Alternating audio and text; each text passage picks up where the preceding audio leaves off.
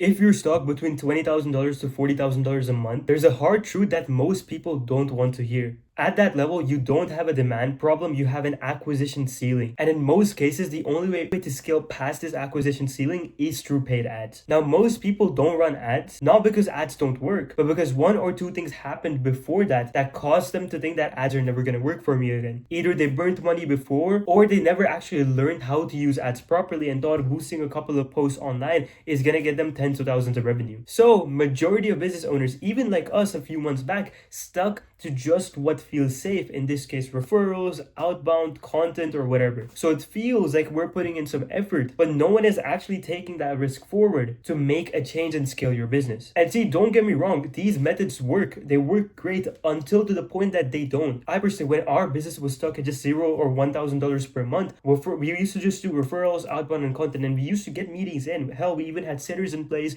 and so many of our clients did the same thing as well. But after one point, it is just not scalable enough. You can only get a set amount of meetings from your setters to the point that you cannot scale anymore. You either have to get new setters, or you have to magically build a team of hundreds of different setters that are going to automatically book you a lot of calls, which is not scalable. It is not easy to do as well. You're putting in so much effort in there that it just doesn't make sense to continue that. The same goes with content, because it just relies on your consistency. Hell, if something happens to you or your personal brand or etc., it's completely going to fall off, and your entire acquisition source is just going to collapse on itself.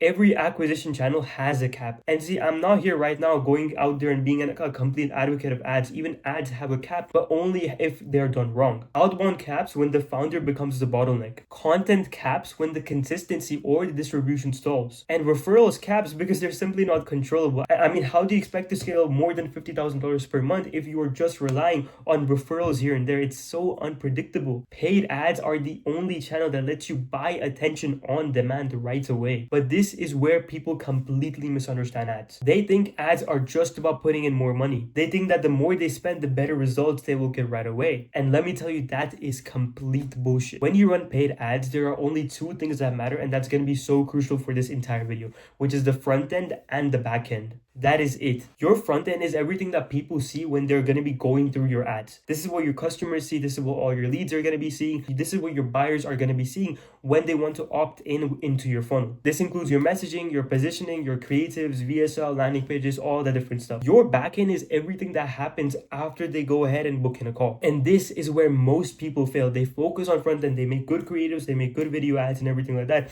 I am not saying that is not important, but they tend to completely miss the back end on what happens after a sales call. See, this is what always happens. When you're running ads, a majority of the time you're running ads to a cold audience. These people don't know you. And that is exactly the reason why when you get organic leads on people who have been watching your content or people that come from referrals, they're so much more qualified and nurtured because they know you. Especially to organic, they've been nurtured, they've consumed the way that you think. They trust you before even going ahead and booking in a call. For example, nowadays, we always trust these content creators like Nick Setting, Iman Gudzi, Alex Hormozy, Jeremy Haynes. Why do we trust them so much? Because we've been absorbing their content for such a while. We've been seeing on the way that they think, the way that their processes are. That's why whenever we're opting inside their funnel, we're already so much more trustable. Trust is never an issue in organic. With ads, that is not the case, and this is the number one place that people fail. On platforms like Meta, people are doom scrolling majority of the times nowadays. Your ad interrupts this flow. Even if your front end video does a good job on capturing their attention, on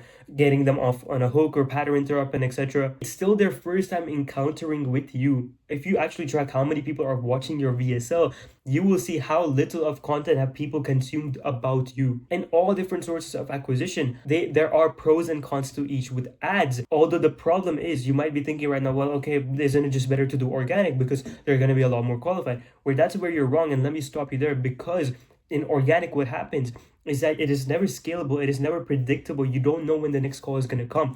Ads give you that. All you have to do in ads is complement something in the back end. When you run ads to a warm audience, you can get away with bad back end systems because people already know you. They've seen your content, they've built trust over time as well. Cold traffic is completely different though. Cold traffic assumes zero trust at all. And if your system assumes that your sales are going to be doing majority of the job, then I'm telling you, you have already lost. This is why a lot of people, when they come and talk to me, I ask them, okay, so how's your sales team doing? How's your ads doing? They said that the ads are doing good, but the sales teams are not converting. Now, in many cases, the sales team might just be shit, but the majority of the cases, what happens is that people like to blame on salespeople that they're not being managed to close when the system that they've built beforehand is just producing garbage leads that don't even know the system, that don't even know anything about you or what you're selling, which makes things hard so much for everyone who's in sales. To make paid ads actually work at scale, you need to focus on these 4 things. First is confirmation page conditioning. The moment someone books in a call, that's where your real funnel starts. And most people waste this step completely. What should be happening here is objection handling through breakout videos. Short, direct videos that answers questions that your sales teams are tired of constantly answering for your prospects. If you actually list out all the objections that your sales team or you are getting on your sales calls, you'll literally have a light bulb moment, because why not just deal with these objections beforehand?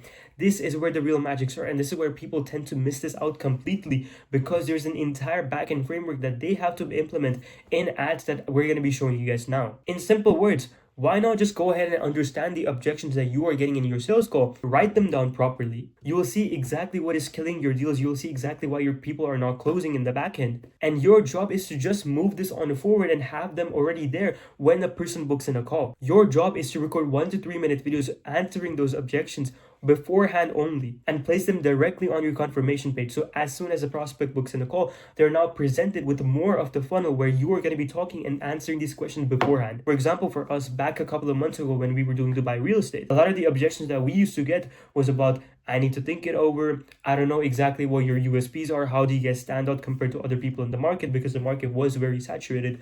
On top of that, how does this system even work?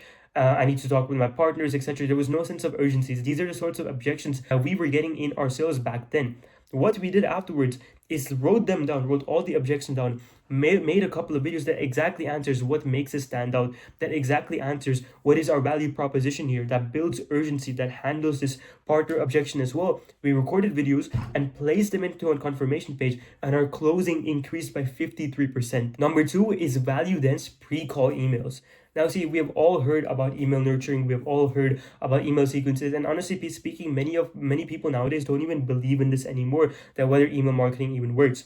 But email marketing, I don't know much about that. But pre-call email nurturing for sure works. These are not marketing materials. These are not reminders as well. These are not pre-call explanations. This is not your meeting is in 24 hours. None of that bullshit. The point of pre-call emails is to deliver value to your prospects before the call even happens. That makes them understand what you do, how you do, and why it works with real evidence and case studies. You can pull out the content for these emails directly from your breakout videos or your previous sales call confusions whenever they happen, or some form of objections that your prospects usually give you. And based on that, you can create so many different emails from there that directly answers and handles all of these different things. If your emails don't make the calls more easier, they're completely useless. So please keep that in mind. Third is manual pre-call outreach. And this is so crucial. The second we implemented this, our calls became so much more qualified. We filtered out and literally canceled calls with the wrong sort of people as well. And this is someone needing to personally reach out to these leads whenever they opt in before their call happens. And yes, that means someone calling them in time.